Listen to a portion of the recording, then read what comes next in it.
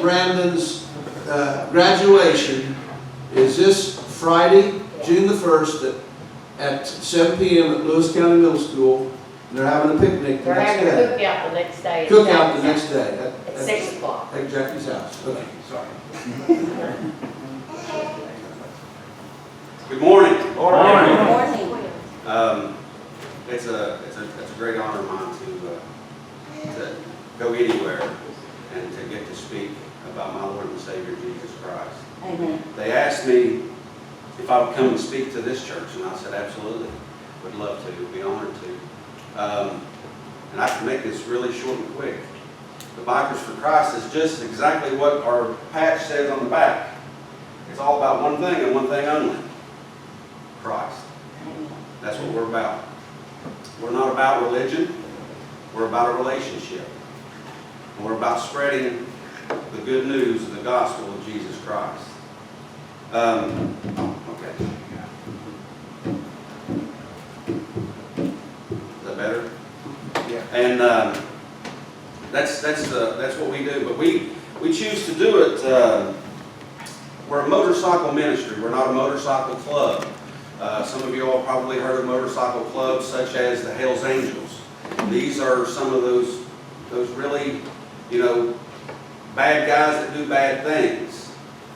But even those bad guys that do bad things find themselves doing some good things because they know right from wrong. A lot of those motorcycle clubs get started through people who either had a bad home life or something very tragic happened, and they allowed that to steer them in the direction they've chosen, and they just wanted somebody to accept them. They wanted a family. They needed somebody to accept them, and they found that in a club such as the Hells Angels or the Outlaws or people like that. Those are groups that the Bikers for Christ were initially was formed to go after. We've got a patch here. You see the 36. Most of your motorcycles are about the seat, from the ground to the seat is about 36 inches tall. One of the mottos of the Bikers for Christ is we'll go a yard from hell to get them if that's what it takes. Amen. And a yard is 36 inches. Amen. So that's what the 36 patch represents. The founder of the Bikers for Christ is a gentleman by the name of Fred Zarzinski, and he used to be a drug dealer for the 1%er motorcycle clubs. And he said, in his testimony, I really enjoy hearing him when he speaks and talks of it. He says, he said, a lot of people ask me, well, you were so close to those kind of clubs, why were you never patched in as a member of one of those clubs?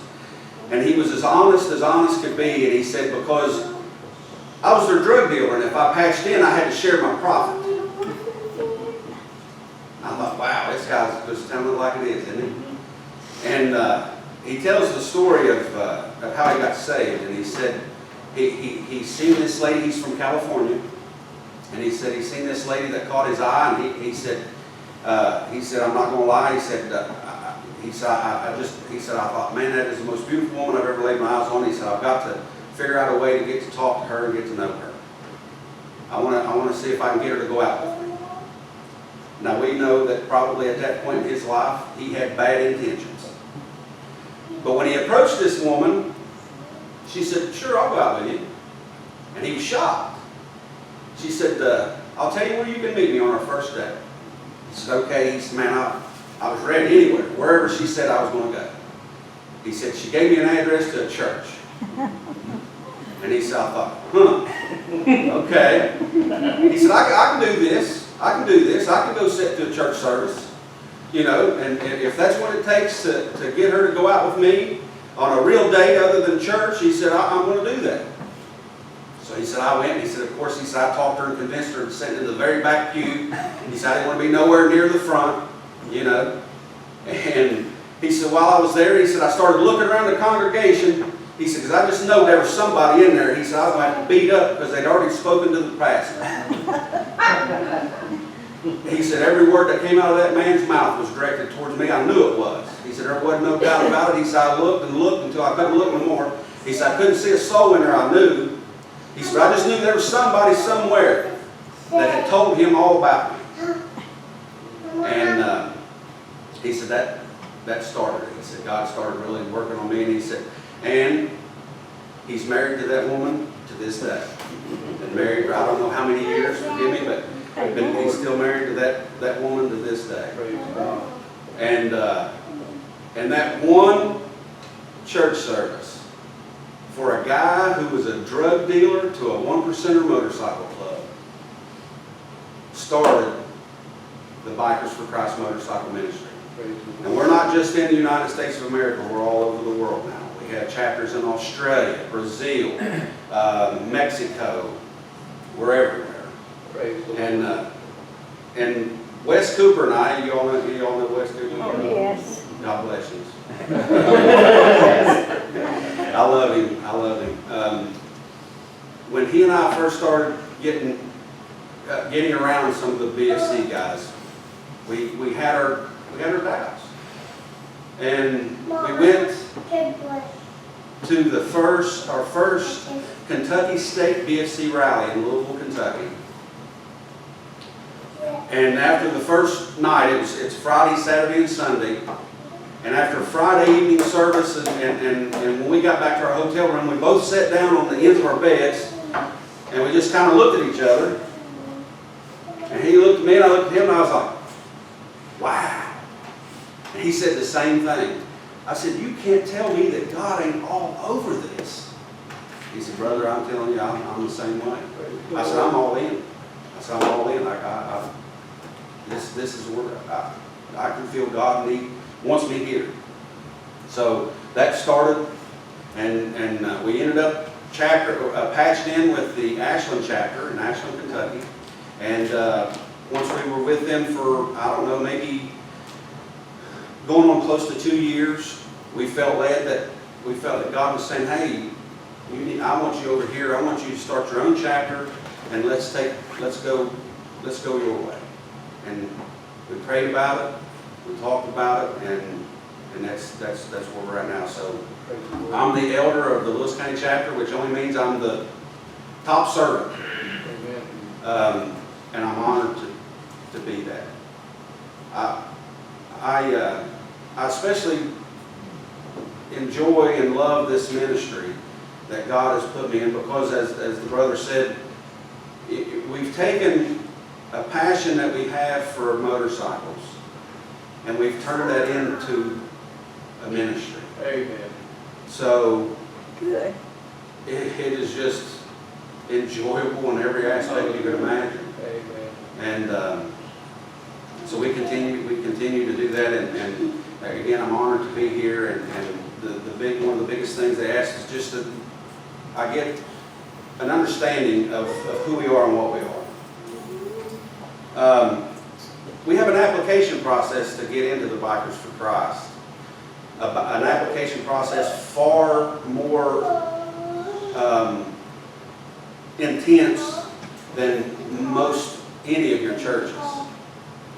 And that was another thing that really spoke to Wes and I, was because we thought, well, anybody can get a motorcycle and throw a leather vest on their back and say that they ride for Jesus. But is it real? Is it God-led? Is God in it? And we were already, we're convinced. God, you showed us. You've showed us. You're all over this. And when we see the application that we had to fill out and do initially to become a patched member, which means you can wear the patch that you see me wearing today, we were like, wow. They ain't taking no prisoners here. This is real. They're wanting to know exactly who you are and who's coming into this ministry. And so that just even concreted that for us even more. Praise the Lord. You'll see us in bars. You'll see us at functions where 1% motorcycle clubs are holding. You'll see us in places that a lot of people won't dare go. But that's exactly what we're called to do. Amen. And it's not for everybody. But for those that it is for, it's a blessing. At the last Kentucky State Rally, I got to witness a third generation outlaw. Okay, now the Outlaws are a 1% motorcycle club. And being third generation, this means that this gentleman's father was an outlaw, his grandfather was an outlaw. This was a trajectory that was going to put who knows how many young men into that 1% motorcycle club. And I witnessed him being passed into the Bikers for Christ at the last state rally. I hugged his neck, he hugged mine. All glory to God. Amen. Amen. Praise the Lord. It ain't nothing I can do. It ain't nothing any of us can do. It's what he done. Amen. He took a guy who was headed for hell and turned his life around, and he now wears the same patch that I wear, and I call him brother. And all glory to God. Amen. Everything that we do, the glory goes to God. I'm just honored to be a small speck that he uses to do those sort of things in the lives of those types of people. Back to you seeing us in the bars. You'll see us in the bars, but you'll see us wearing this, and you'll not see us drinking alcohol. You'll not see us participating in any of those things that are common in bars. That's not why we're there. Amen. We're there to be a witness, to share the gospel. I'll give you a good example. The Ashland chapter I spoke of earlier, the chapter elder up there, his name's Brian Baldwin. And he has a testimony that I share very often. I shared with the brother at the Bracken Association. He began going into a bar and with the sole purpose of what we do, sharing the gospel. He goes in wearing, we call this, most people call it a vest, we call it, in the motorcycle world, it's called a cut. Okay, he had his cut on, and he goes into this bar, and he said, man, I knew I was in for a good one when I got in there. He said, because as soon as I stepped in, there sat a stripper pole. And he said, I thought, oh, Lord, God help me. You know, this would be a rough crowd here. He said, so I go in. He said, I sit down and I order a Coke. He said, they bring me a Coke. And he said, I could look around and I could see people checking me out and thinking, yeah, right, biker for Christ. You're in the same place I'm in. You know, he said, I could just imagine they were all watching for that first beer they handed me across that bar. And he said, but of course that never happened. And he said, the way that it worked was, he said the disc jockey would come up and start to play music, and when he started to play the music, that's when they started bringing the strippers out from behind the stage. He said, of course, when I walked in, there was no stripper, or I would have walked back out. He said, as soon as the music started playing, he said, I was kind of in a conversation with a guy there at the bar, and he said the guy was really kind of looking at me funny, trying to figure me out. You know, what's God tell us? We become peculiar creatures, right? You know, people start to look upon us and, there's something different about this cat. You know, what is it? What's different, or something I can tell, or something different. So this guy was kind of feeling Brian out like that, like, man, you know, you're drinking Coke. You know, you got a Bikers for Christ vest on. Why are you here? You know, and so Brian's talking with him, thinking, man, this is all right, God. You've already opened the door for me here. And so the music starts to play, and Brian says, as I'm talking to this guy, he says, you know, I kind of catch something in my mind. I look, and he said, whoa, here comes the stripper out. You know, and he said, so, he said, brother, I said, I'm going to step outside. He said, I'm going to step outside. I'm not going to be a part of this, but I'll be outside if you'd like to talk. So he gets up and he leaves. He takes his coat and he goes outside the door, but he doesn't leave the bar. He goes outside and he stands drinking his Coke. He said, within 10 minutes, the guy comes out. And he said, I really think the guy probably came out just to see, did he really stick around? Is he really out there drinking Coke? And sure enough, he was. And so the guy begins to talk to him. Now Brian's even more peculiar to this guy. You know, he's like, you come into a bar with a stripper pole knowing that that's what's going to happen, but yet as soon as she comes out on it, you leave. And he said, brother, that's not why I'm here. He said, that's not why I'm here. He said, that's somebody's daughter. That's possibly somebody's mother. He said, that's a soul. That's a soul loved by God. And he said, I'm not going to sit in there and partake in that. And he said, that's not who I am. That's not what I'm about. That's not what I'm here for. The guy was like, wow. You know, this guy's the real deal. You know, he ain't just talking the talk. He's walking the walk. So they talked. Ron said it was a great conversation. He said, I'll go back next week. He said, I walk in. He said, the same guy's there. And he said, only this time, he said, I find the guys almost kind of watching the door, you know, hoping that Brian's coming in. And he said, because as soon as I walked through the door and he seen me, bam, he said, he made a beeline to me. Bought me my Coke. And he said, so I began to drink my Coke. We began a conversation again. He said, only this time, he said, the gentleman tapped, you know, grabs my arm and says, the DJ just walked into the booth. He said, thanks a lot, man. So he gets up and he walks back outside with his Coke. The guy immediately follows him this time. Walks straight out with him. And so Brian begins to talk to him, and he said, you know, he said, there's something you said last time. He said, it really stuck. He said, I guess I never really gave it a lot of thought.